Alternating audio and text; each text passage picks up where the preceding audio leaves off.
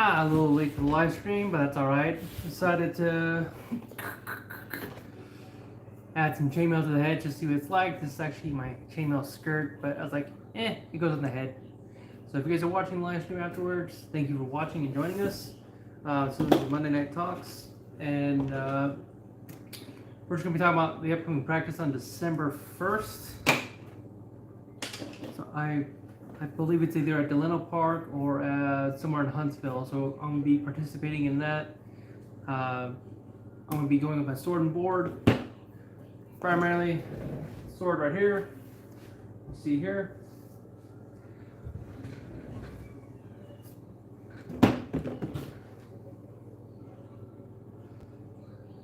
I want to say I'm thankful for the Lord for another beautiful week. So we're finding answers, and I got to have experience with my son here recently. I'll make sure I can see all the chats too. It loves to, yeah, there we go. Loves to filter it out for whatever reason. Thank you all for joining us. This is Monday Night Chats. You're here every Monday at 6:45. A little bit late today, so I do apologize for the delay. And if you guys are watching this live stream afterwards, what this channel is hard-suit combat with rattan weaponry. We do workouts, SCA combat, and other things related to medieval things. And of course, you know, the ethos of what a warrior is, or a Christian warrior should be, at least in my opinion growing up. So this week we're going to be going to, again, the fighter practice this week. I was not able to attend the Castle Wars, unfortunately, just due to financial reasons, and I overslept. So my apologies for not getting that. I got some imagery from that event, so I'll make sure to get that for you guys. So I'll try to stay on top of going to all the events that I'm scheduled for. So unfortunately, I wasn't able to go to this one. It just kind of life happens. So I'm sure you guys all have been there. So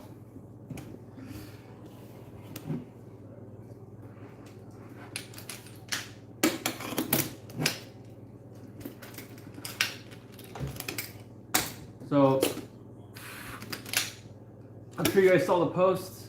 I'm going to be working on a it's called a placard and folds. I'm going to be adding that to the armor set as well. I'm also going to be working on some chainmail as for the rest of the suit, just to add some more weight, because my current setup, even though it's 60 pounds, is starting to feel a little bit light.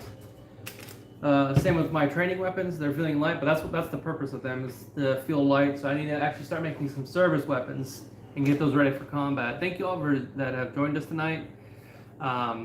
I'm looking forward to making more beautiful content with you guys and just growing closer to the Lord and our wealth for sure, and just making more for the Holy Armory, right? Shield, pole weapons, swords. So this is my next project currently. So, and I got the aluminum ingots. Going to be smelting down and making, you know, crossguard right there. So crossguard and pommel is next on the list.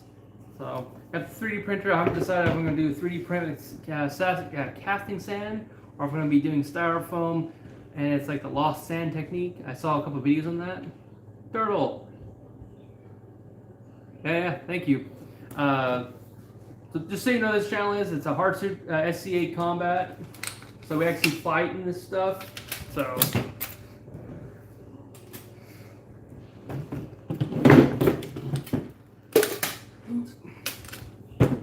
And currently, here's my helmet as well.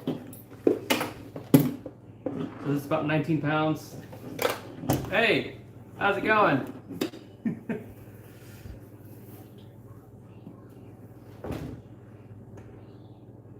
Yeah, I fart in your general direction. That's a lot of a Monty Python joke. You know, beating with a stick. Yeah, I hear a lot of that, right? So like, one of the shorts I have, like, I have grown men measuring my sticks. So they're measuring the length of my sticks again compared to theirs. Mine's 6 foot tall. It's about 6 foot right here. SCA maximum length is 7.5 feet. So, Golden Knights. So which is better, axe or sword? It depends on your mission statement. So if your mission statement is defense, sword and board is the way to go. If your mission is defensive, pole axe is the way to go as well. Bro, you can start on one of those things and someone like so hard they can't use them no more. Yes, Dave, these do break. Yes, rattan does break, and you have to replace them frequently. Sneaky bit. No, the goal is not to injure your fellow opponents. So they'll know that there's these things called marshals. They're basically referees. They inspect these weapons frequently. Though some things do get through. I heard of a tale of a guy who basically duct taped an actual axe head on one of these weapons and brought it to the SCA event. So stuff like that does happen. And there was another guy, I guess he brought out an actual live arrow to the fight. Yeah, they have clubs as well. They have war clubs. Honestly, they're it depends on your mission statement. So if your mission statement is to lose, use one of those war clubs, unless it's a really long line. If you use a long one like that, you'll be fine. You'll be more second line defending from the spears. Because in an actual melee engagement, which is when you would use these, you're going to be just destroyed by spears. Spears are king of the battlefield. But clubs are cool. I mean, don't get me wrong, they look pretty awesome. So, so everything is basically, honestly, if you look at all these weapons, these are all mass weapons because we don't use sharp weapons, obviously.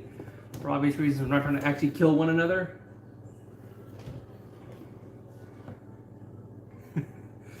And what other weapons they have? There's throwing javelins. If you guys like throwing javelins, they got those as well. I had to defend against that. That's pretty interesting to defend against.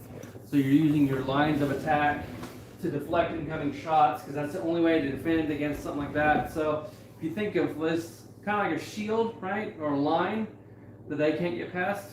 So that's what you're trying to do. So same with swords and weapons. So this is basically your shield for a polearm. Although sword and board is infinitely easier to do, because I'll show you just kind of how that looks.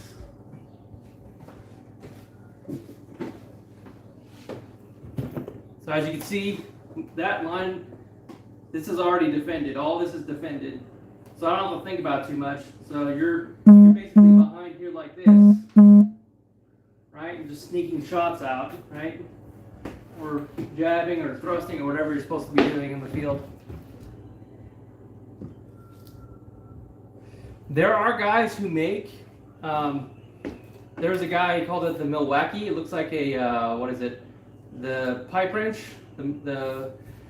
So you actually, you can make stuff like that. There are guys who actually make baseball bat looking weapons. So they go out there with a baseball bat. So you guys get pretty creative with the construction of your weapons, because they're just duct tape and rattan. So what rattan is right there, if you can see that. It's a solid bamboo weapon.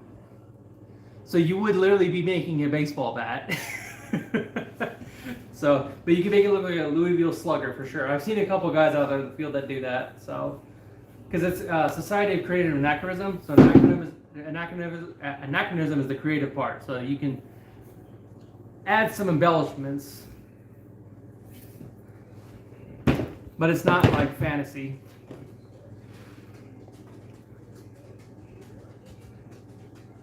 Here, I'll show you what this helmet looks like. Let me take this chainmail off, so you guys can get a good look of like some SCA heavy seat helmets. These are properly secured by a chin strap. Mine's a leather piece. This is a very common design. It's a leather piece with a split for your chin. So this strap prevents any kinetic energy impacting you. So I could take something like this, no problem. And people hit with full force. So it's like getting hit with an actual baseball bat.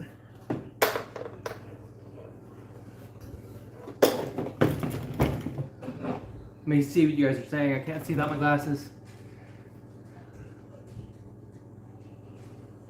Yeah. Nothing. We don't fight with sharps.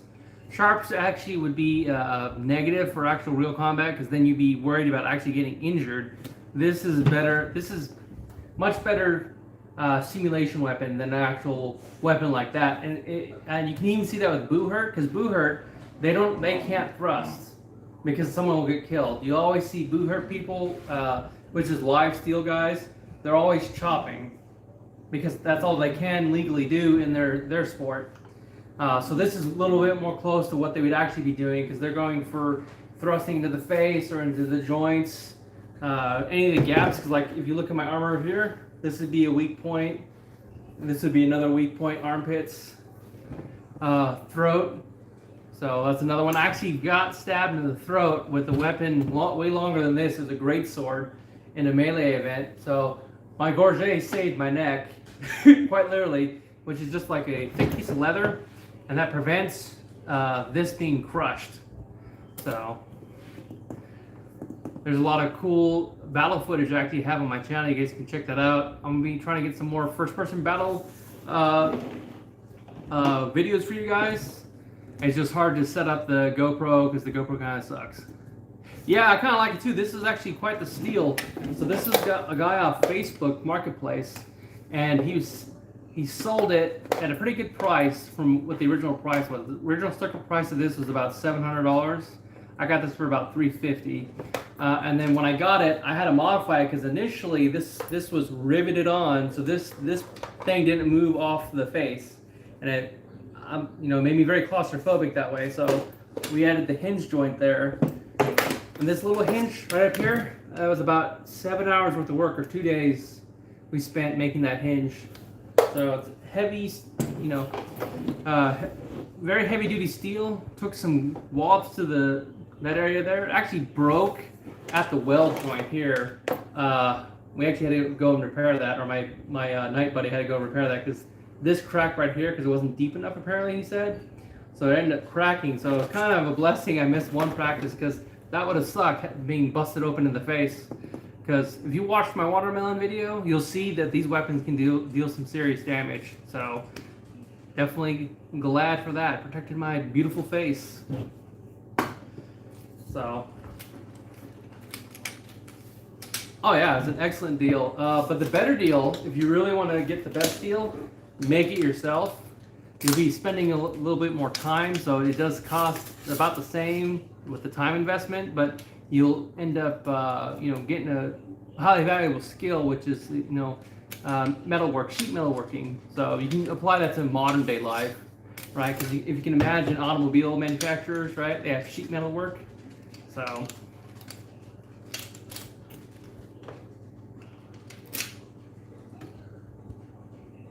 these are gauntlets right here. So these are heavy steel gauntlets.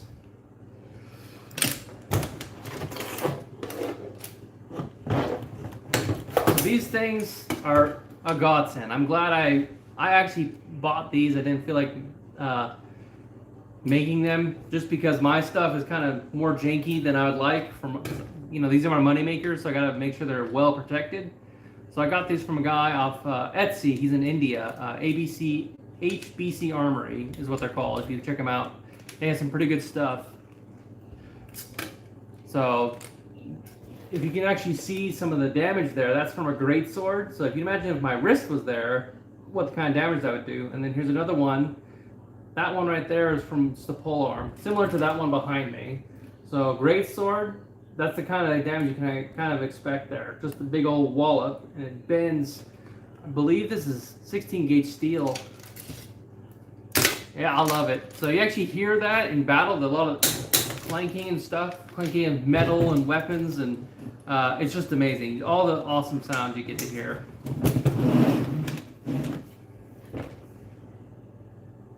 No, these are not handmade by me. Eventually, I'll get to making gauntlets. These are just more. This is a more technical build than what I'm used to. What I'm good at is like basically like this type of stuff, big plates that bend. Because I'm just better at more of the macro level stuff. So the finesse stuff that requires amazing articulation. I'm still working on that myself because that right there is pretty hard to get. So I paid I think it was $350 for this pair of gauntlets. Well worth it though. So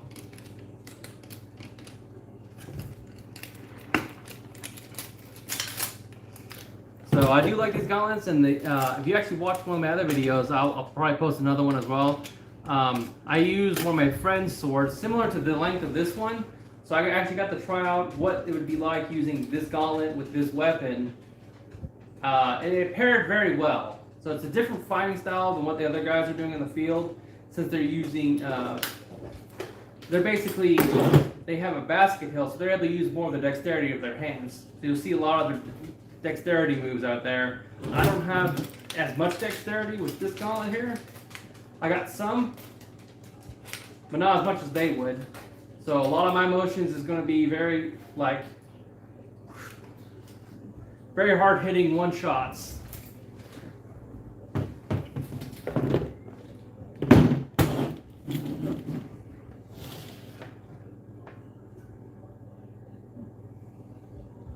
If you guys haven't seen or noticed, it's a Crusader persona, so late 14th century Crusader.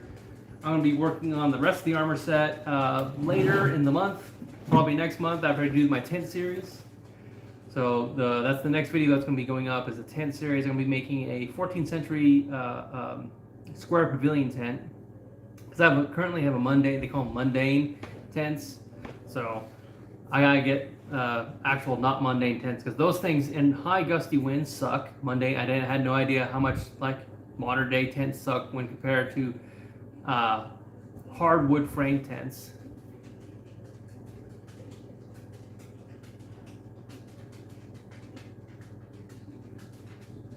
Yeah, most knights that I saw, they would be specialists or generalists, depending on what role they're playing on the battlefield. So I am not a knight, I'm a man-at-arms. So I have what's called a bec de corbin. So this is basically a poleaxe is what they call it.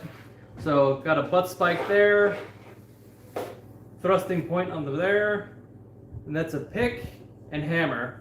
So this is a very, what they call it, versatile weapon from mid to long range. And it's meant to puncture other knights, their weapons, and deal with light infantry. So a lot of my stuff I'm going to be doing is second line. So anyone who breaks the front line, I deal with them. I wallop them good. So, or I play defense against other spears. Because spear against poleaxe, the spear is going to win just because he has double the length on me. Because they have 11-foot long weapons, and I have a 6-foot long weapon, so it's double the length on me. So they're going to destroy me every time in pairs. By themselves, I can kill one spearman. Yeah, Knights Templar. Yeah, that's exactly what I am. The Knights Templar ceased to exist in the early 14th century, but there was an extension of the Knights Templar in Portugal called the Military Order of Christ, and they still exist as a honorary guard to this day. I didn't know that. I thought that was pretty cool. And they're a direct descendant of the Knights Templar, and they just basically rebranded after the French king declared them heretics and had them all killed, right? So because everyone was doing the same thing, right? There's a big bank we owe money to. We don't want to pay money, so just declare them heretics. So eventually, many orders either disbanded or rebranded. So it's pretty interesting learning some of the history about that as well. So, I guess that'd be the Military Order of Christ, Knights Templar, effectively. So, but it's a society of creative anachronism, so you can take some liberties in what you do, because there's guys that have 13th century kits with 15th century helms, and that's okay, right? Because we're not true historians.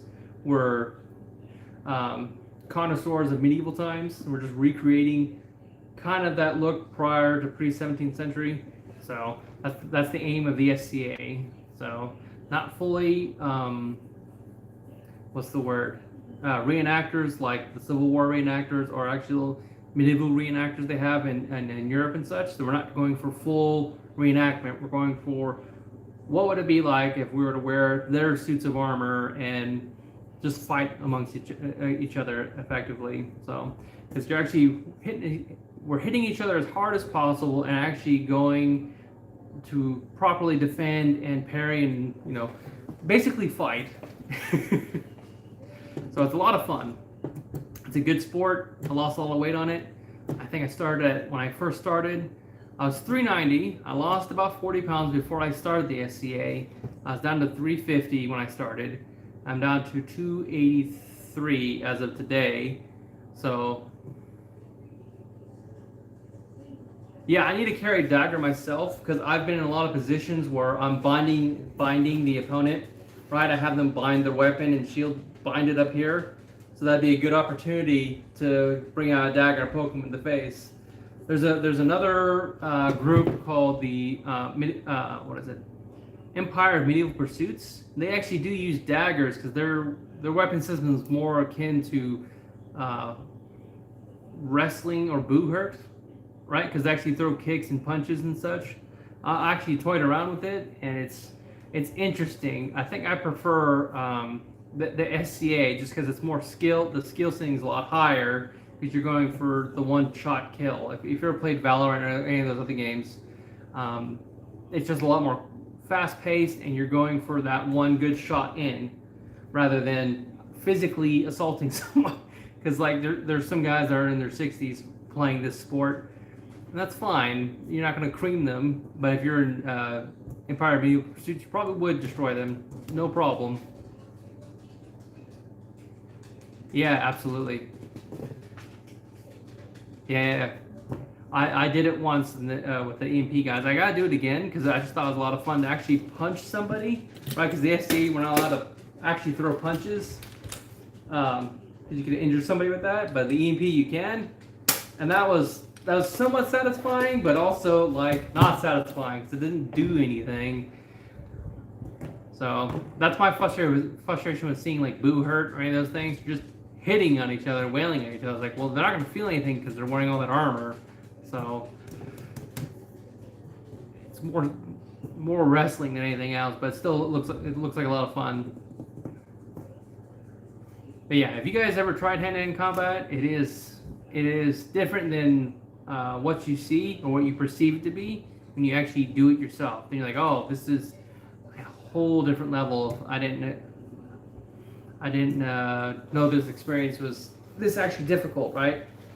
Because if you're being a voyeurist looking in, third party looking in, yeah, you can call shots, but you know, the guy, if you're in hand-to-hand combat, you might not see that shot available, or you might not realize that someone's over here on this end, right? So there's a lot of calculations that go in your head when you're fighting, and my problem I'm running into is I'm constantly overthinking and not acting. So I need to act a little bit more rather than think, because I'll sit there and analyze my opponent, and I'll try to think, okay, if they do this, I need to kind of do this, and vice versa, and then they just end up hitting me in the head. It's like, gotcha. Yeah. In the SCA, we primarily target the head, just because that's the easiest way to basically know that you've been killed. Because headshots, you're just dead, right? If it's a good clean headshot, most people will call that. Body shots, it depends. You know, with me, you have to hit me a little bit harder since I'm wearing full plate. But in the SCA, they don't take different armors into account. Everyone's expected, or the way they visualize that you're wearing a Norman-style helm with a nostril protection, chainmail, and boiled leather greaves. So anything that would hit you there, you count that as a kill, basically. So you're calling your shots. It may not have hurt, but you'd be like, do I call that good?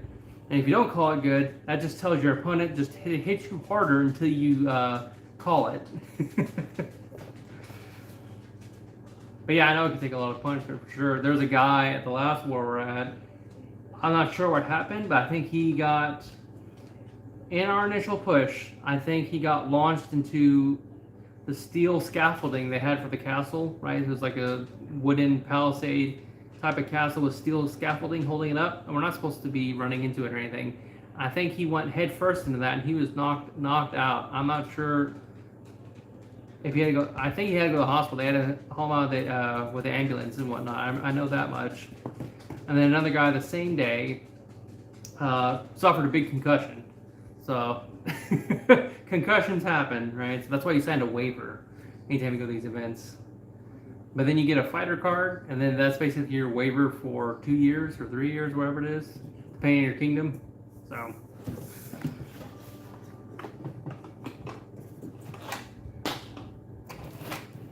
And if you guys also want to know, they do have siege equipment in the SCA. So they'll have trebuchets, catapults, ballistas, archers, all that.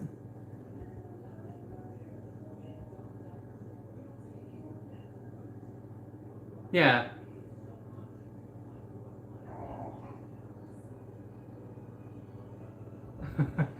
Well, there's not much prisoner taking in the SCA, as far as I know, unless there's certain scenarios that have that. Mainly, you're just going to get hit and sent back to the respawn zone, kind of like paintball. If you ever played paintball, similar to that. So you get hit, you call the shot, you head back to the respawn zone, or however they set up the scenario. Sometimes you have 0 respawns, and when you're dead, that's it.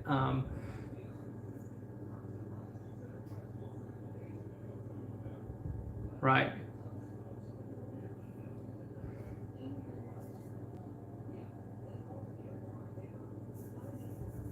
Right, but yes, you're not intentionally seeking to hurt others. You're just you're seeking for them to call the shot. So, I mean, some marshals will call the shot for them if it's a tournament or whatnot. So it's kind of like soccer or football, right? The marshals will see the shot and they'll call it good or not good. But it's an honor system, so unless you like getting hit a lot, you usually call your shots.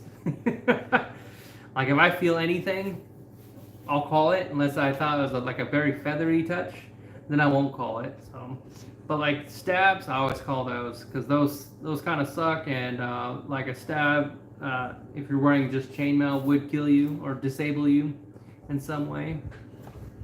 And if you guys like the content, go ahead and subscribe. We're on our way to 1,000 subscribers, so every single subscriber helps us get to that goal. And we're looking forward to the next year as we grow our community with more medieval content, more medieval Christian content in the SCA in particular. I'm going to be putting up some tutorial videos probably next year as well. What is the story of Black Knight?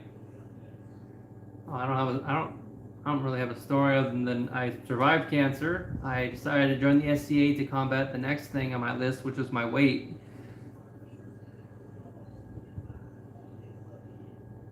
Yeah, war is brutal. So, unfortunately, we don't do any of that in the SCA. So this is all for fun. So similar to like I said, paintball or any other sport you play, you're going in there to have fun.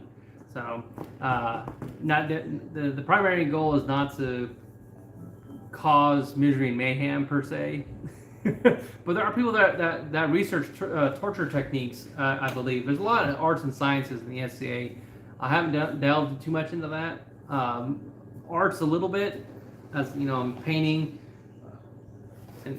here, right? So I'm painting, adding decor to my armor. My armor is my art, so I'm continuously adding to the art project, which is more armor plating as the months go on and as my strength increases. So like I said, the next thing I'm going to be adding is a placard, which is basically another plate similar to this. It goes up in a V shape up to here. And then it has square folds, because if you notice, I have a big gap down here, right, all the way to my thigh. So it's like it's going to be 3 or 4 folds down here, and then tassets is what they're called, and that will basically my leg armor to my chest will be fully encased in armor, and then saptons of the next, which is the foot armor, not necessarily in the SCA, but just for aesthetic purposes for my 14th century, late 14th century Crusader kit. I'm gonna be doing that. So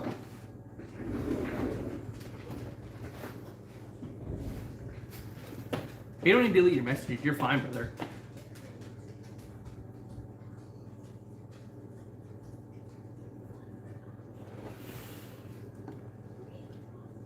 So we're all free to speak freely in this channel. That's YouTube banned. I don't control YouTube, so My apologies if they, because sometimes I see messages just disappear. My messages just disappear randomly. So YouTube just hides things. So if you ever see that, that's not me.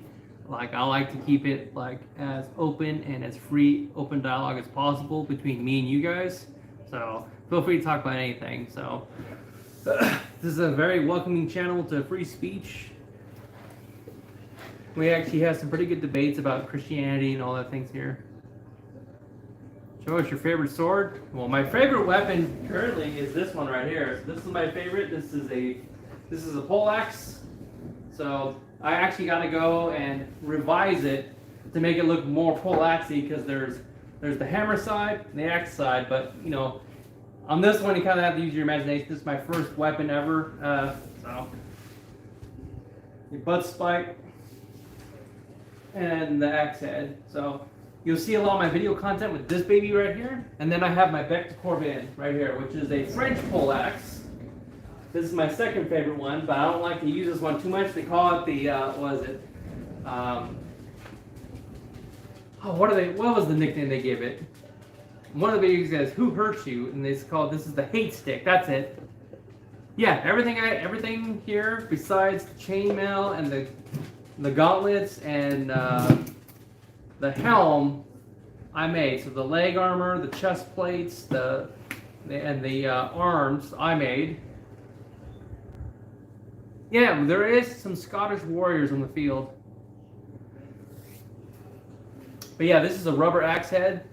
I actually have a video, if you want to check it out there, fighting with homie, where I use this weapon on a watermelon. This kind of shows you the impact damage this can do to something. So one of the things that I eventually have to do is a ballistics test, a ballistic head gel test or whatever, to show, because some people can't use their imagination, I imagine. But that's the internet, right? They're always going back and forth. This would work, that wouldn't work, Ninja Stars would work. So it's just a forever debate since as far as the YouTube, or not YouTube, since the internet's been around. So it's pretty hilarious. But anyways, that weapon right there, if I were to hit myself with that, or someone were to hit me with that, would probably kill me. But it is, we're wearing stuff like this, and this is heavy steel plate. It's 16 gauge sides, and it's 14 gauge tops. In the front, I believe it said it's a 1/4 inch steel plate. So this is very heavy duty stuff. It's about 19 pounds on the head. The entire kit is about 60 pounds, if you guys are curious. What up? Test the Spirit. Yeah. How's it going? But yeah, if you like Scottish attire, go for it. Oh, Irish? Yeah, I believe there might be some Irish guys out there as well. I mean, anything you can think of medievally or medieval era, they have it, because they have samurai on the field. They have, I haven't seen any American Knights, as they call them, the guys with wood armor from Alaska. But I'll probably dive more into that, see if I can make, that'd be kind of interesting kit to make, an actual American Knight, Native American Knight.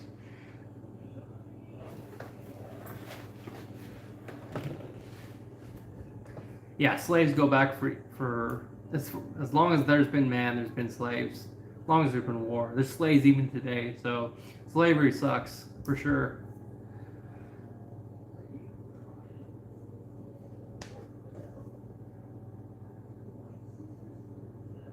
If you guys have any questions about the medieval kits, feel free to ask about them. So this is a modified kite shield with basically a defensive upper. So it's basically, a kite shield is just this, and this is the defensive notch that I had added to the top. So, and it's a strap shield, if you guys are curious about that. So this is the strapping system on it. So it's a leather strap with a steel cage to protect your hand. So, and then when I'm wearing this, your wrist has to be protected as well. So basically, you're encased in armor at all times with delicate limbs that can easily be broken. So that's how that would look. And I modified this to work with my arm armor. I'll have to bring that in. I can bring that in and show you guys. Give me 1 second.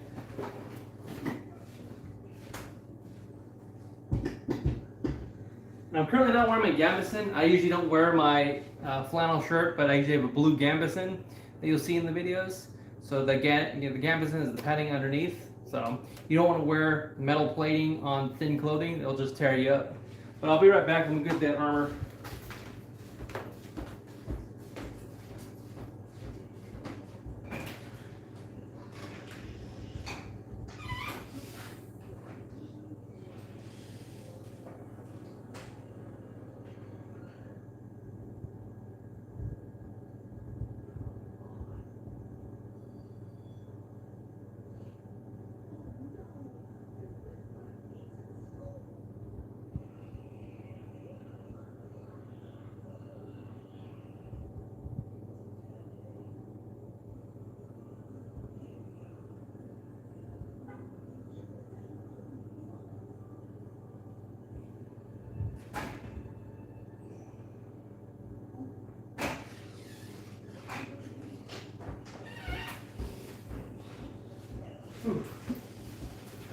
Alright, I also decided to bring in some of my gambeson material so you guys can just see what it goes underneath this stuff. So I brought in the left arm so you can kind of get a more visual of what this stuff looks like. So again, this armor was built around the gambeson. What's up? So without the gambeson, this is going to be very loose fitting. So, but you get the idea. So that's kind of the range of motion I have with this armor set.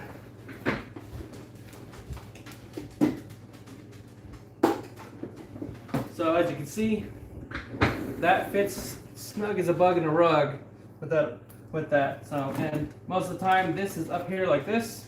So you can see my hand to my wrist is encased in rigid material to protect it from weapons.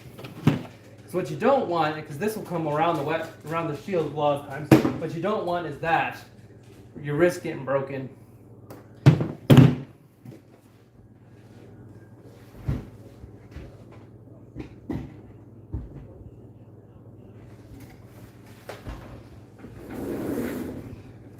How's it going, guys? And this is all 18 gauge steel. This is actually, I'm sure you guys can tell, this is all handcrafted by me. Needs to be repaired, reshaped.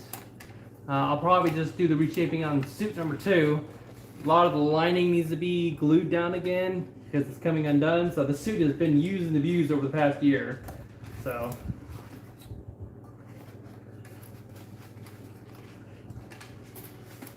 And that inner lining protects my gambeson from getting tore up by the internal rivets in this thing. So you can kind of see the rivets in there. So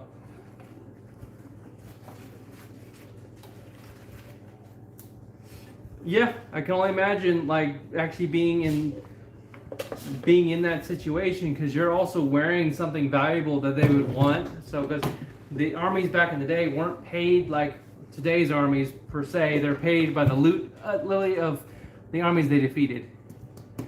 Right? Can you imagine that? Right? They killing you for your wares essentially. So because they would strip entire battlefields of any valuables, boots, you name it. So they still technically do that to this day in battles. So so this is the gambeson material that I was talking about. This is made of cotton material, very breathable stuff. So this is one of the leg ones I have. And this is the padding underneath my leg armor. So this kind of absorbs a lot of the impacts that are there and keeps the metal plates from cutting me open. So, if you've ever watched Knights or look at Knights, you'll see they have the kind of the same kind of standard setup. They'll have gambeson layer, some sort of padding layer in between them and the metal, because you don't want metal on flesh. Metal on flesh is extremely bad. One, it can cut you. Two, it doesn't do its job because the shock is sent through the metal into your body, so you want to have some sort of nice padding, right? Even a little bit of padding goes a long ways. So, here, put that in the camera. Kind of the padding material there, and this is the skirt section. So So this is kind of where the placard will go. So currently this is a gambeson without the metal over it. So the placard is going to be basically going right there. You guys can visualize that. So.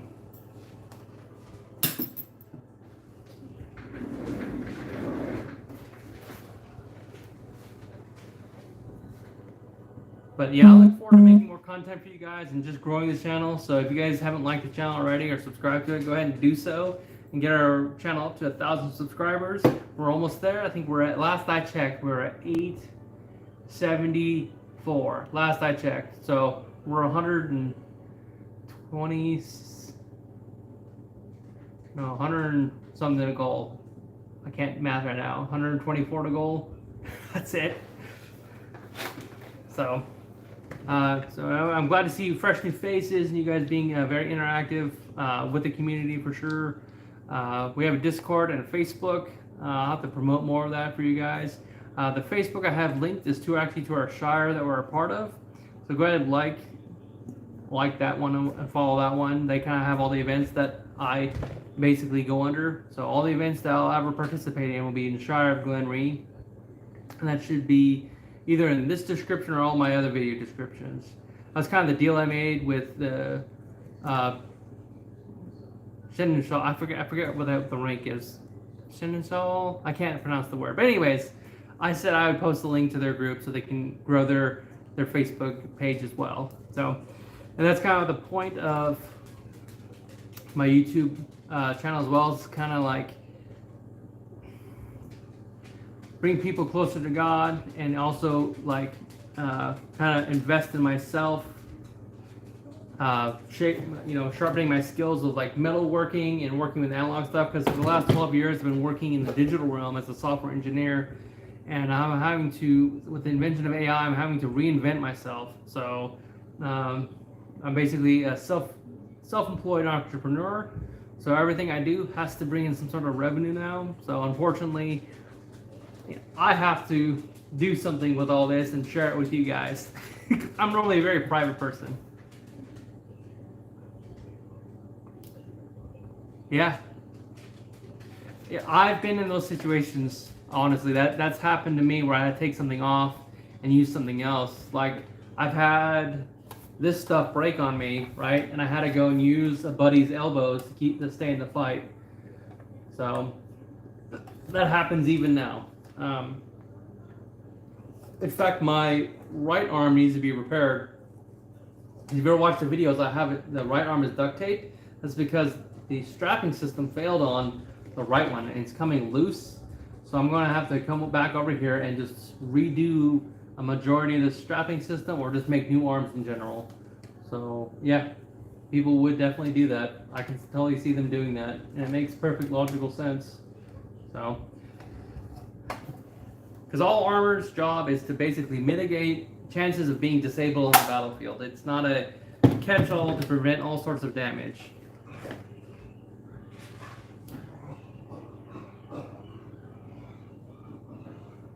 War is a very bloody affair. There might have been chivalry and honor. I would hope so, but you know, war is a very brutal affair, and I always found it. People get hurt more when you try to be chivalrous in war. War should be quick and painless as possible, and if not, you make it as quick as possible if you can't do the painless as possible. Yeah, you're right. You are absolutely right. Henceforth, why I have the Vector Corbin. This is exactly what it's for. Beak punctures armor, or I can smash armor. Spike puncture armor, or spike puncture armor as well. So there's weapons designed specifically to be a tin can opener, and this is one of them. Of course, we're part of the SCA. We're not actually trying to actually kill one another. This is a sport. So this is a rubber Vector Corbin. So rubber axe head and a soft tip to prevent as much damage as possible, because when you thrust into somebody, even with that tip being kind of squishy, you feel it, right? It can actually probably... I've been hit with this, thrusted at by my friend in one of the videos, or this one, and you feel that in the back of your teeth. So I think without that soft tip, it probably would seriously injure somebody or kill somebody. So I'm glad the SCA has been so refined since the 60s. The SCA was founded in, I think, 1966 at a parties in Bakersfield, California, if I remember correctly. So they've been around a long time. So a lot of the stuff that I'm doing is refined over those years. There's a video clip, one of my shorts. It was from 1978, or yeah, 78, 10 years before I was born. But yes, armor can be broken by those types of weapons, and my buddies hate getting hit by those things. So I try to play nice and use this one right here. This one has a little bit more softer edges on it, but still, this is a very overtuned training weapon. If you see how thick that is, most people have 1.25 inches, right? Something like that. I have a big wallop stick. This right here is basically a baseball bat. So this has a little bit more softer edges on it. This actually has padding on it because the marshals, when I was discussing this online, there was a debate whether the rubber axe head alone was sufficient or if it needed to be padded, and there's a big, huge debate between the marshals on that. So I ended up just padding it. What's up, dude? I don't know what that means. Whatever, internet be internet.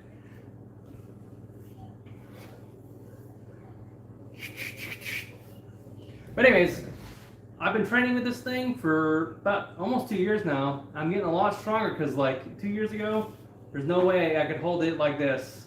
Right, that would strain me, and so there's actually a video a couple of years ago where I'm just holding it this way, right, and I'm practicing with Idris there, and I can't hold it anymore because it's just so freaking heavy.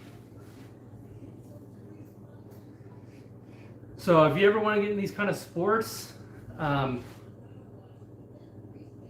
it's up to you what your training regimen, what you want to do. If you just want to play and have fun, go ahead and do what they recommend. But if you're going in to actually train your muscle groups and other things, just train your core strength and your arm strength. You want to do what the Romans did, which they built twice as heavy weapons when they go into combat. And then you build service weapons, so when you do go into combat, you'll be quick as lightning. Because I was given one of the Scottish festivals I did about a month or two ago. They basically gave me a service weapon because it's a lighter weapon, and I was pretty quick with it. At least I was told. So, goodness, the trolls be out tonight. Hey, I suggest you see a doctor about all that. This is a medieval channel, so a Christian medieval channel, but in the SCA. So a lot of our stuff is to deal with, weight training. So I didn't bring my kettlebell, but I have videos of me using that as well. Kettlebell, it's a 25-pound kettlebell.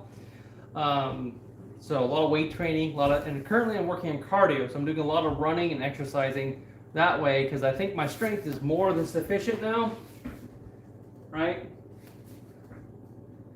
More than sufficient, so I can definitely feel a difference because this doesn't even feel like anything. Dr. Cow.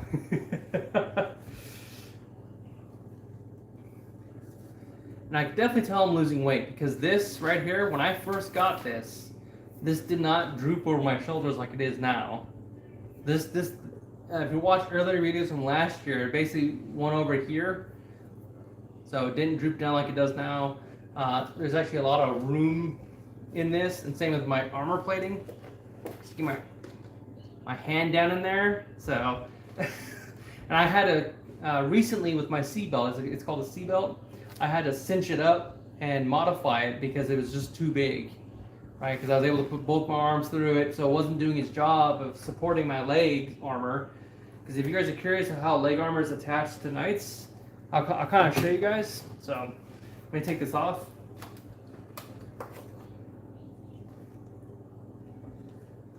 Depends on what you were. If you're a nobleman, they would basically ransom you off.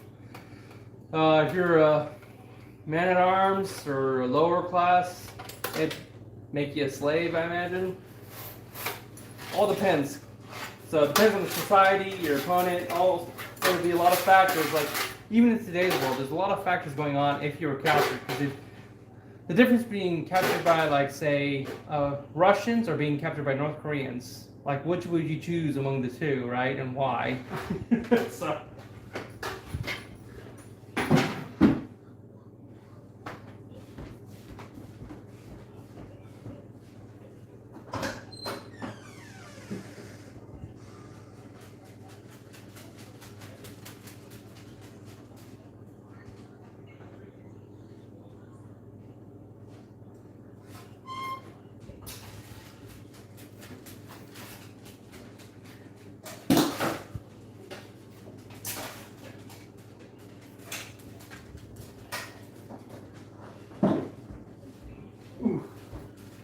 All right, so this is some of the leg armor I got. So this goes on over the gambeson on the legs, and it's attached by basically a shoestring. You can see that shoestring, and on the back there's straps. So this is a 2-strap system. I actually gotta make a 3-strap system on this one, possibly a 4. Like here needs to be another point because the knee kind of floats away sometimes. If this is too high or this is too low, you can see it bunches up there and the knee drifts away from my actual knee. It needs to not do that. So the way that the gambeson and the armor is attached is a thing called the seat belt here. So this is what a seat belt is.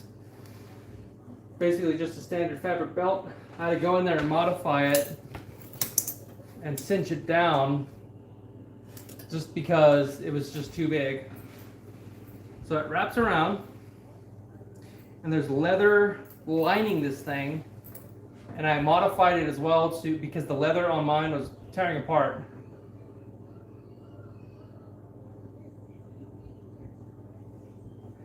Yeah, so, and then basically it goes on here like this, and goes in here like this, and it hugs your waist.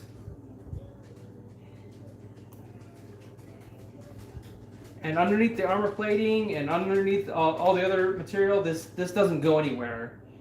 It usually drips like that and hangs there. So I could probably modify it to where I actually put like suspenders or something like that keeps it up here like this.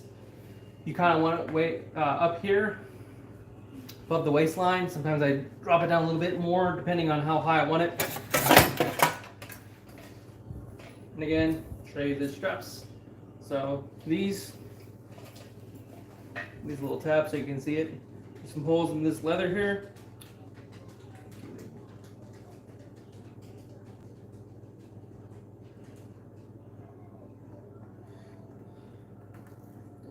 And this is why it takes me about 20 minutes to suit up.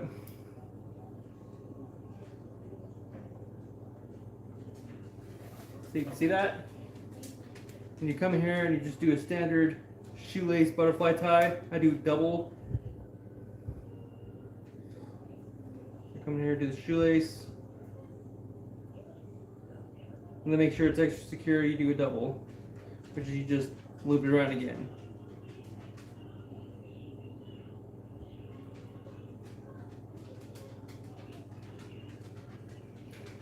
And that basically keeps it on you, and when it's strapped in your leg, it doesn't go anywhere. So it's kind of free floating, and you'll see a lot of other knights do the same thing, similar things. I don't know what that means. You Russian? Des voltes eskron is kao da ti tubra tu sata da dusibi. I'm an English speaker, so I don't know what you mean. So I'll show you what this looks like with the armor plating over this. So we'll attach the armor plating yet again.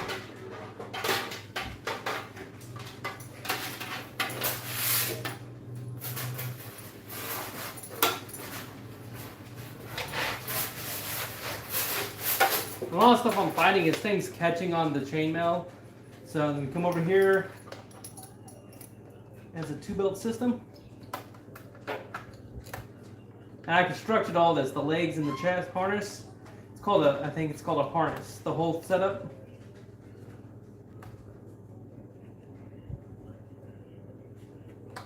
Yeah.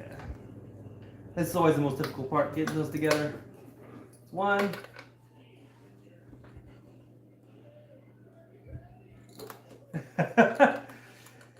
they don't do magic in the SCA. It is, like I said, a semi-reenactment.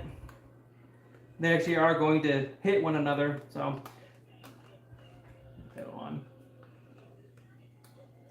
So that's there. And you can kind of see that. And I will strap the leg on as well, just so you can see kind of how that looks. So I have to restrap my right leg at some point because the buckle busted on it. So I actually tie it. If you watch some of the videos, I'll come in here and come through this one right here, cinch it down, come through again to the top, and overlap that way. And that keeps it mostly secure. And these are D-rings. They kind of slide over one another. This bottom one works much better than the top one. So again, I have to refactor a lot of the strapping system. And with the gambeson, it works much better. My belly.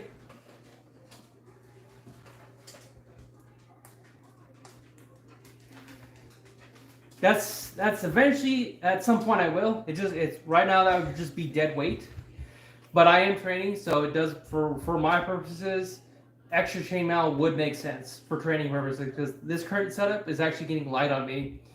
So I need to actually add material and weight to it to basically replace the weight that I've been losing. So I started at 390 down to 280.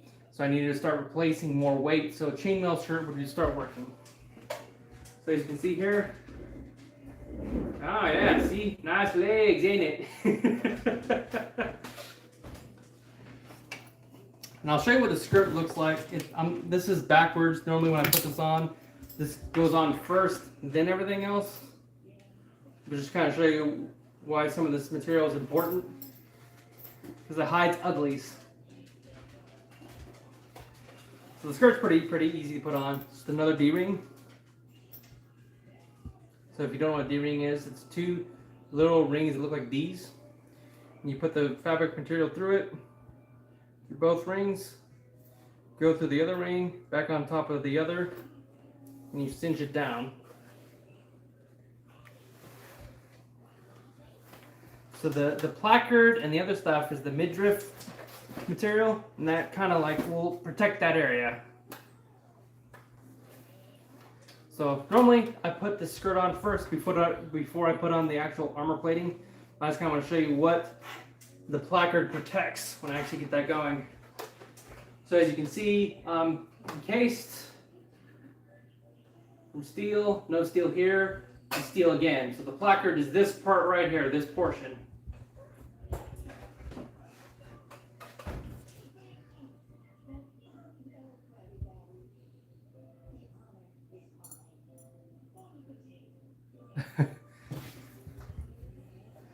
There is plenty of knee protection on this armor set. I need to put, like I said, another strap right here to kind of keep it closer to the knee. But this is about the most you can do on the inner thigh. Any more is going to hinder movement. And if you look at here, I'll show you this side as well. You can see that plate right there. That's another area I gotta do. The leather is bulging over the actual plate itself. So that's probably another area you can add a strap. So I'll show you what that's supposed to look like. So that's what it's supposed to look like. So this protects the side of your kneecap. Same with the other one, the inner thigh. The inner thigh, you can't really have this protruding thing on the inside. If you ever look at a bunch of knights, they'll have kind of the same thing. One side, it has to be narrow as possible because you don't want to be chafing the horse or yourself. So this is, and I forget what they call it.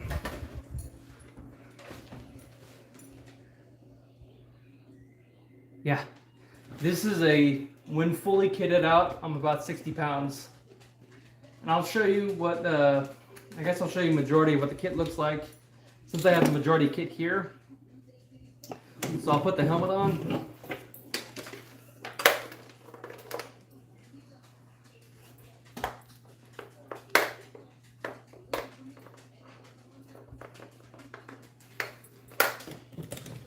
I'll put the left arm on. I didn't bring the right one, but let's kind of give you a view what it looks like. Without the gambeson, it's going to look kind of funky, kind of big. And the gambeson also has it's called a arming point, which is another like shoelace material that attaches to two holes here and cinches this upward so this doesn't ride down into my hands. So that goes in there like that.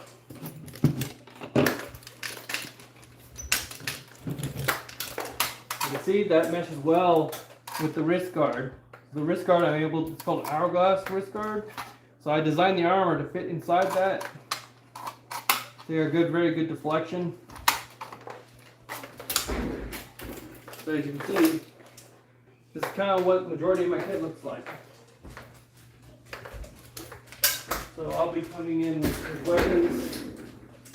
Again, this one I built specifically for my attire because it's a square handle. So this works better.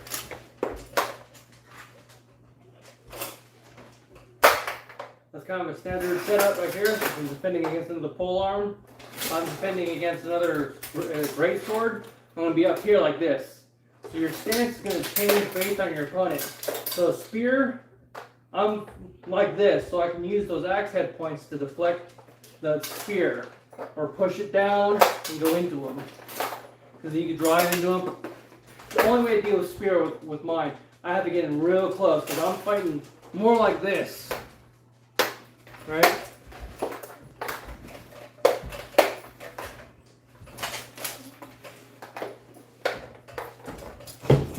And forgive me, I can't see your guys' comments. Let me just take off some of this kit and I'll start reading your messages.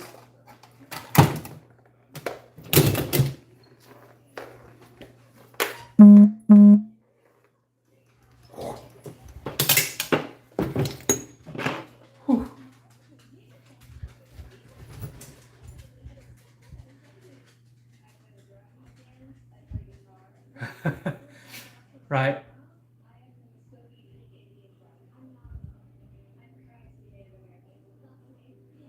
You're right. When I wear clothes, make them confused. Well, I mean, the Britons would go in naked against the Roman army, so.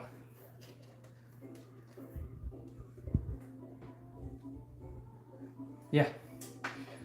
It's definitely, just wearing this armor is a workout in itself. If you guys ever get a chance to try on wearing metal plating armor, this stuff stops basically your sweat glands from sweating properly. So you're doing a lot of heat management with this thing. So you're trying to basically control your movements and conserve as much energy as possible, because the more you move, the hotter you get. You've got to be very careful with your hydration levels.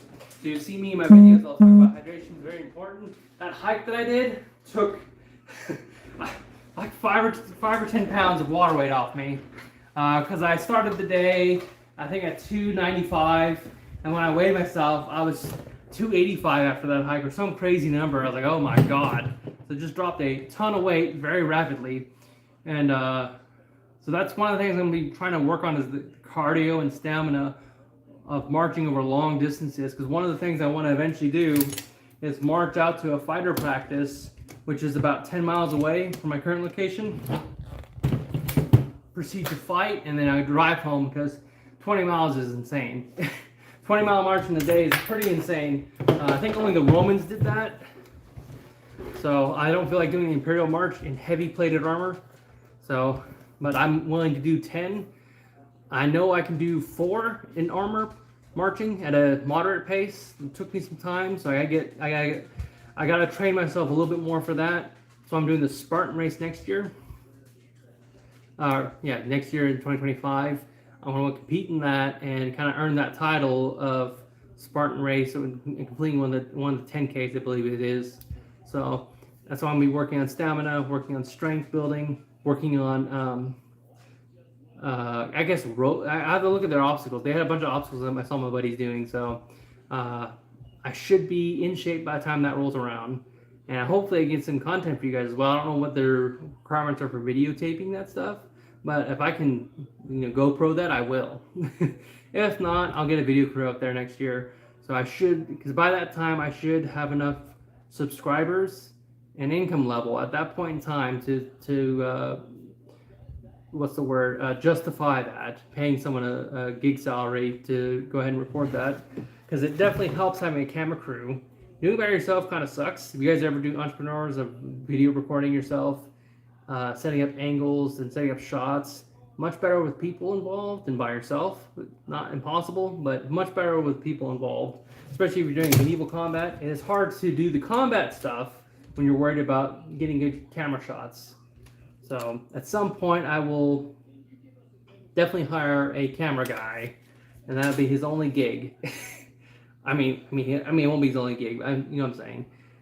For me, that'd be the only thing I use him for. So, do you have any questions about the sport?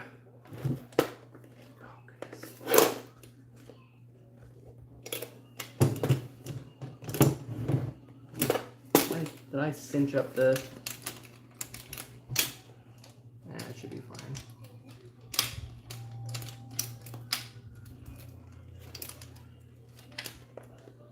Goodness, I want to figure out what happened there.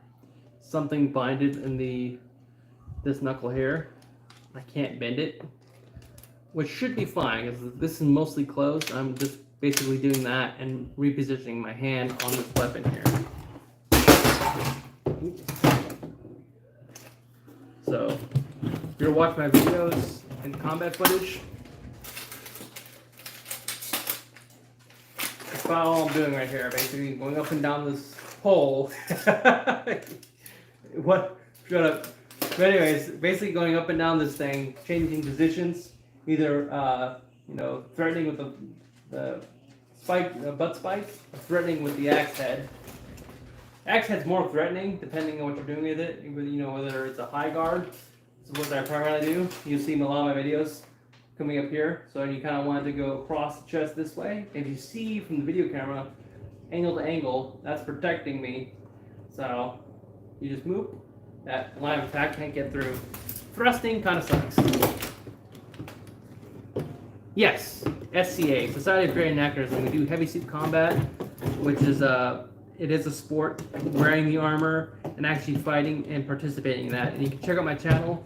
I go in more detail over that. I have some combat footage as well, going back a year. And I'm also doing weight training, and doing a lot of cardio currently, a lot of running currently. A lot of running. And I'm trying to increase my running as I go. I gotta go, when I have some time available, I need to actually do some recording at this local park nearby of some, there's a route I take. So I need to actually probably record that one day, probably in full suit. And they actually have a workout area, I don't know what it's called, but it's like a calisthenics workout. I'm not sure what it is. I have not checked it out yet, but I'll definitely have to check it out for you guys. So, because it looked interesting.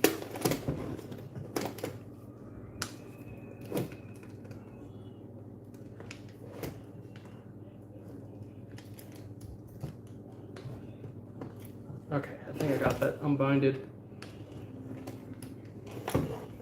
Nope.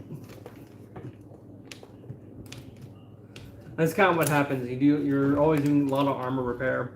So I guess I'll just have to live with that. As long as I can open and close, it's fine.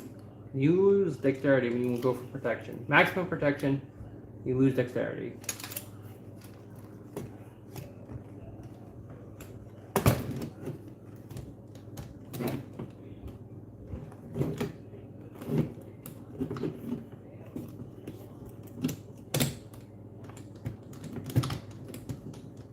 That's gonna bother me until I get that fixed.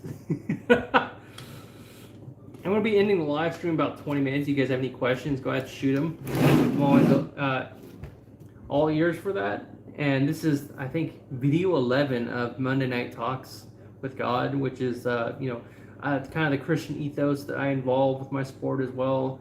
I involve God in all that I do, and you'll see that in my videos, right? My entire persona is that. And I try to incorporate what it means to be that. If you ever study history and you kind of see what Christian warriors and what their ethos is that they're willing to die for their cause. So, That's kind of the mindset that you're already dead.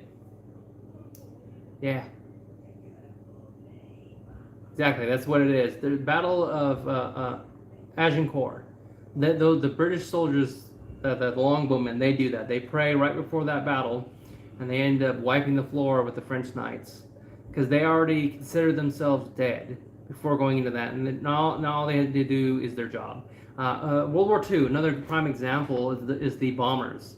I remember my grandpa, I was watching documentaries, and eventually, I think they told the bomber crew, just consider yourself already dead and get the mission done. It's crazy.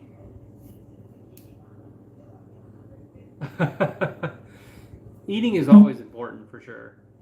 A lot of when you do a sport like this, carbs I found out very important right before battle, because I was on a ketogenic diet, pure ketogenic, and I ended up being either exhausted or my energy would deplete very rapidly in combat. So I added just a little bit of carbs, right, good carbs, right before I went into combat, either like some rice or some sort of energy dense fruit, banana. Call Dr. Crow. But yeah, eating is very important. So I actually probably eventually make a video about like what a knight would eat. And I looked on it a little bit. It looks like they primarily ate mostly ketogenic diet with some bread in there. So I'm actually going to be doing a Thanksgiving, what is it, meal video. One of those meal videos that people do. Drank a pint of meat. You mean mead? Hold on. I actually have some jalapeno mead. We were talking about drinking mead. That stuff is spicy. I actually gotta probably rack this because there's some goog at the bottom. So I've been actually making my own mead for the SCA. I'm gonna be doing some a French mead in the future. I forget what it's called. A broche, which is basically they caramelize the honey before they make the mead itself. And that looked pretty delicious, so I'm going to try that. So,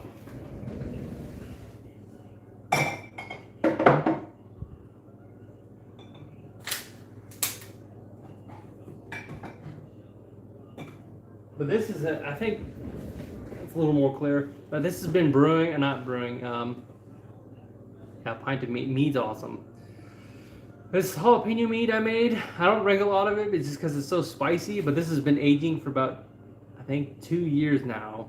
And I have another one that's about 6 months old. I'm gonna be making some more, like a broche. I want to make a broche in one of the videos, or not for you guys, for myself, but for the channel.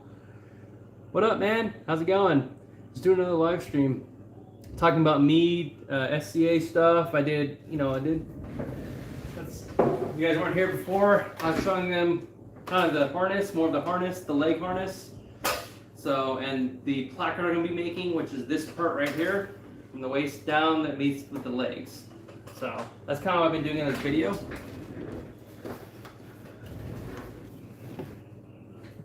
Yeah, because I came into I posted a comment in community that I came in a windfall some steel. One of my knights, Auk, had some steel lying around and said, "You want some steel for your project?" And I said, "Yeah, absolutely," because I've been using steel barrel drum steel. Yes, I'm also a gamer. That's why I posted in one of the community things. And if you go back in this channel far enough, you'll see my game development career from college all the way up until a few years ago when I dropped out of that industry. I wasn't really in the industry per se, like I was like a mobile game company for a while, and then I moved on to John Deere for a couple of years. But I do want to eventually make a secondary channel that is just focused on gaming rather than this analog night stuff. And primarily I want to take the Order of St. Michael onto a game called Anvil Empires. Have you guys ever heard of it? It's foxhole. It's a medieval foxhole game. So I've been looking to create a group around that, and if I can bring that ethos, the Christian ethos, onto that as well, it'd be pretty awesome. Nice. I'd love to own my own farm at some point. My uncle was a farmer, right? God rest his soul. A great uncle. So at some point that'd be kind of interesting. I'm actually starting a garden project. It's not really a reenactment, but yes, I do practice. If you check out the videos I have a Pell. I actually overused that thing. It's now destroyed. So I do weight training, Pell training, cardio, strength training, which is this, right? The entire suit, this entire suit, everything is for specifically training. Because in the SCA, if I was playing the meta or what's correct, I wouldn't be wearing any of this. I'd be going minimums, light armor as possible, thin weapon as possible. I think 1.25 inches is what they use for all their weapons. This is way bigger than 1.25 inches in diameter, I assure you. A lot heavier too. And they'd be using that instead of what I'm using. So these is like, my entire channel is dedicated to my training. So yes, I am training constantly. Every practice I go to, every war event I go to, I'm not out there to win, and you won't see me win very much because I'm training. That's pure training. You get some of that in the SCA, the screams and sounds of swords touching. I love the innuendo there you got there. But yeah, so you do hear people clanging weapons and swords and bashing one another. There was a giant of a man I fought, or not fought, but had the displeasure of going up against me and a couple other guys at the War of the Phoenix, because I wasn't used to melees, because I did primarily practice with my buddies. I did not expect this burly, big axe-wielding dude to bull charge us and knock us over like bowling pins. He ended up landing on me and bending my armor. Right, he bent the this upper portion here. This was bent that way, but luckily, since this is 18 gauge steel, I just folded it back into shape and went about my business. But I learned something that day. I'm not the biggest guy in the field, nor the scariest. So you're very mindful of where your comrades are, and you're trying to work as a unit, even though we're not a... When you go to these events, you don't practice it as a cohesive unit. You're still... The best way to describe it, if you're a gamer, you've been in those situations where you group up with randos, and you basically coordinate to the best of your ability, like a herd of cats, to achieve a goal.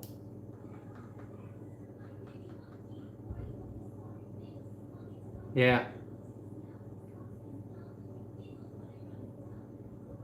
Yeah, I can't imagine being actually scared like a pig with an actual sword. It must have been very terrifying. I'm glad we don't live in those times, but I mean, we still have bayonets. So if you ever look at modern warfare, I think that's far scarier than any medieval things that they could possibly come up with, especially the drones. The drone swarm, terrifying. I wonder what the medieval equivalent of a drone swarm would be. Probably a peasant horde, right? Pitchforks. So if you ever look at a peasant army or an levied army, they usually go with farming equipment like bill hooks or pitchforks or whatever they have available, and they would hastily make protective armor to go in. Sometimes all they have would just be a top helmet and a padded gambeson. That's it. Do you think people kill each other? Less likely, because they're going to be wearing heraldry like this. So there'll be less blue on blue. I imagine back in those days, because you'd be camping with these guys daily. They'd be your homeboys, because you'd be basically living with them an extended period of time. So you would know pretty much friend from foe within your camp. But there have probably been incidents of friendly fire, as it were, or people just betraying one another, and the chaos of the battle, they don't know what's going on. Good battle, if you guys want to check it out, is I'm trying to think of the name. It's with Hannibal against the Roman Republic. I can't remember the name of the battle, but it's with 90,000 Romans, and he defeats it in open field. And he was able to obscure a large portion of his army, I guess, with his slinging dust or whatever they're doing. They're doing something to make basically a smoke cloud. and concealing a lot of their army.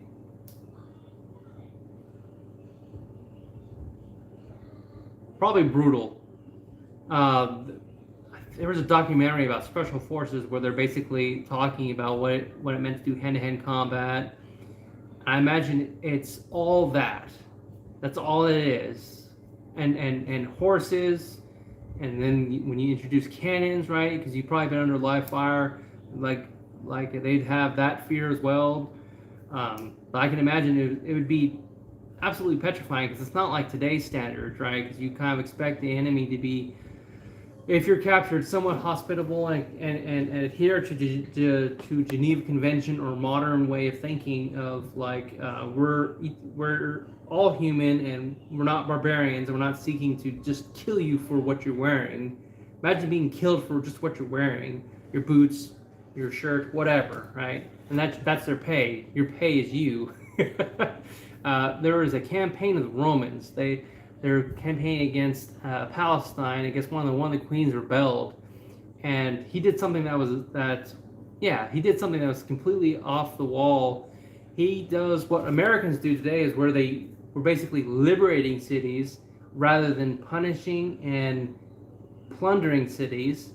What ended up happening is cities would then willingly submit to this Roman general and give him intel, much needed man and material, because they saw him as a liberator rather than a conqueror. So they're much more willing to work with that than someone wanting to pillage your town, kill your women. Because I assure you, if someone's coming for your home, your family, you'd be like,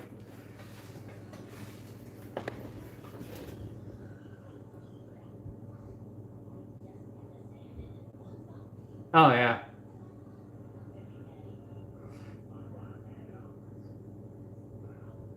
Onions and cabbages in the winter. I'll have to try a recipe like that. But yeah, I can only imagine fighting for your life, especially against people that are like, because if you ever watch some of the documentaries where they talk about these battles, the enemy would seem like complete aliens to you, like barbarians. It'd be similar to fighting like xenomorphs, I guess. They're inhuman to you because they're just going to kill you. And the Japanese, they're probably even worse in the feudal times because they were, I think, decapitating one another, and that's an honor. They had their perfume in their hair to not offend the person that decapitated. It was just really weird. Chicken eggs I slaughtered in the lamb. Yeah, I imagine that does happen. I see what you're talking about, like friendly fire. That regard, I imagine that they wouldn't know who's who, right? They couldn't tell if you're friend or foe.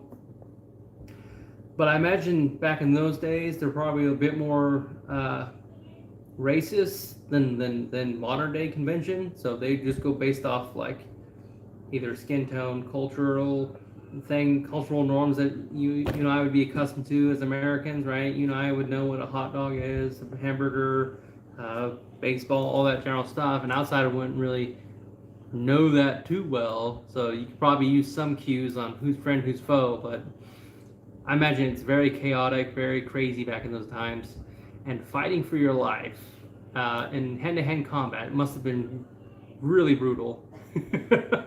Watching the person you kill in front of you must have been absolutely PTSD terrifying. Because it's different, I guess, with ranged weapons, because you're not seeing kind of the carnage up close, so it doesn't affect you as, I guess, up close would. Because then you can actually, you'd be very intimate with the person. You know what they ate for breakfast. So we got about 7 minutes in the live stream. I do like D&D. I do play. I'm thinking about doing a campaign and live streaming it here as well, including it into the whole Crusader persona. I'll get more details when I have that. If you guys are interested, go ahead and like comment on this or comment in the community things when I start to post that. That can be sometime in January, I imagine, when I have more details with my group. Because I play with the group currently, or I hosted a campaign for them currently. I'll have to put a link to the description of that channel where I actually do a 40K campaign. We did that for 2 years, and we're coming to a close to that campaign, and I'm thinking about starting the D&D campaign that's centered around Crusader themed low magic stuff.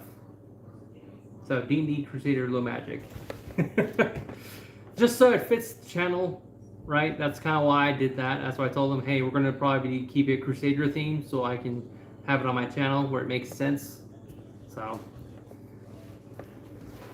everything I do in this channel, ever since a year ago, everything I do is you'll eventually see it. It's all going to interweave and coalesce into the same thing, medieval thing. Even the coin stuff, you'll eventually see what that is. So, and if you guys are kind of curious, it's just eventually it's going to lead to medieval coinage. So I'm gearing up for that.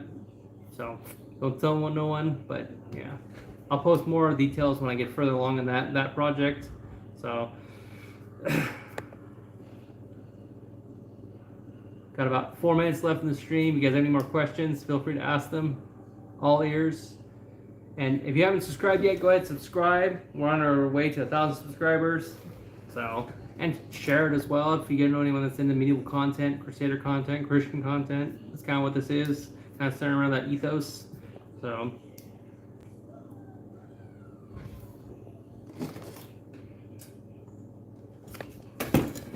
And I think there's a saying.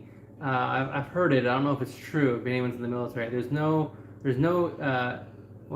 atheists in foxholes or something like that. Everyone becomes religious. And I can kind of see that, right? Because I had a friend who's in the Marines, and he had, I think, a lung infection of some sort. He's in the hospital. And this was when I was in high school, thinking about joining the Marines, going through the MEPS and all that stuff. And it's then I knew I wasn't fit for service, because that tore me up. Seeing your buddy down like that just tears you up like no other. Like, I did not fear my own death, nor having to probably kill an enemy. Didn't bother me in the least. But then to see my friend in the hospital and like his buddies nowhere near around, kind of left a sour taste in my mouth since then. So that's kind of when I knew I wasn't fit for service. Like, I'd be too emotional. I'd be an emotional wreck. So I was like, I'm just going to bow out of this gracefully. I have some regrets about that, a little bit. But as long as I draw a breath, I can still train. So that's kind of what this whole thing is. So eventually I got to do all the training the Marines do. I think that'd be pretty awesome to do in armor. Full plate armor.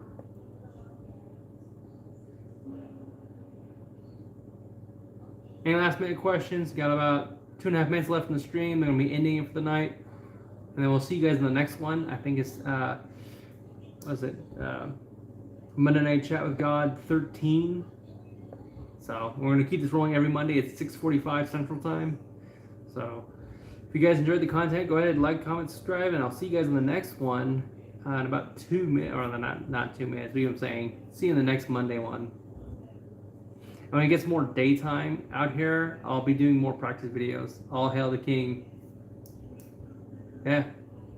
We still got 2 minutes, or a minute and 54 seconds left in the thing for any last minute questions, because I kind of want to stay consistent with starting at 6:45, going for about 2 hours with you guys, because I think any more than that, I'll run out of things to talk about.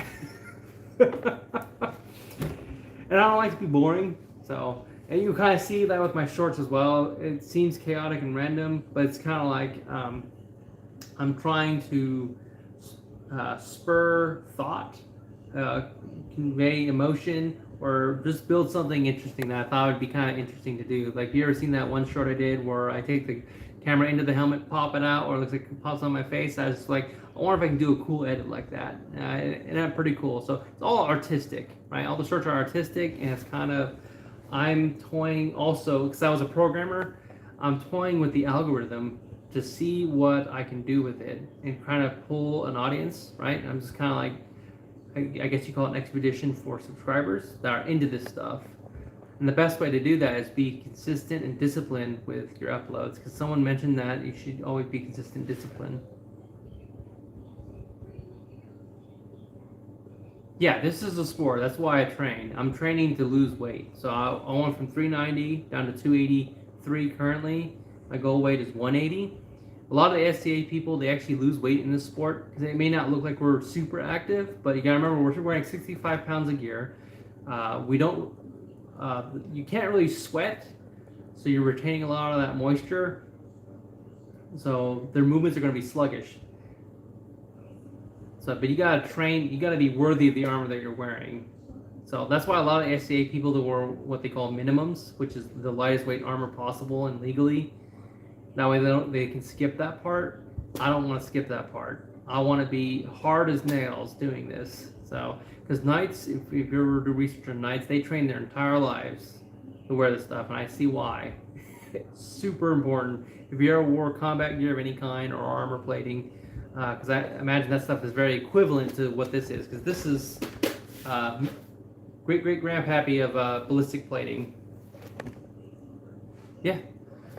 That's my holy crusade is against the weight. It really is, because like my mom, she never conquered that demon. I conquered cancer for her, and this is the next demon I gotta slay, which is the weight. Because she was, I don't know how much she weighed. She was definitely in her 400s. She never got to see, I mean, her body, her pure form of glory, and she was, so I kind of just want to be her avatar here on Earth and accomplish that for her. So I'm glad you all are here. Yeah, wear it with me. Bring with me wherever I go. If you ever see some of my videos, let's see if I have it. Hard to get out of this necklace. Here it is. Oh. After my cancer journey, I ran into this fellow Christian at Walmart. And he's selling kind of like, that cheap stainless steel jewelry. But, I wanted to support a fellow Christian. I bought that, and I have not taken off this cross ever since. And that was like 3.5 years ago. And all I did, anytime something broke, I modified, added. They do have kings in the SCA. I'm not looking, maybe.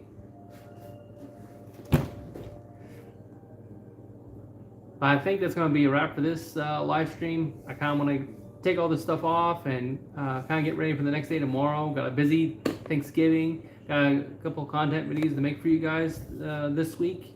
And I hope you guys have a wonderful Thanksgiving. God bless.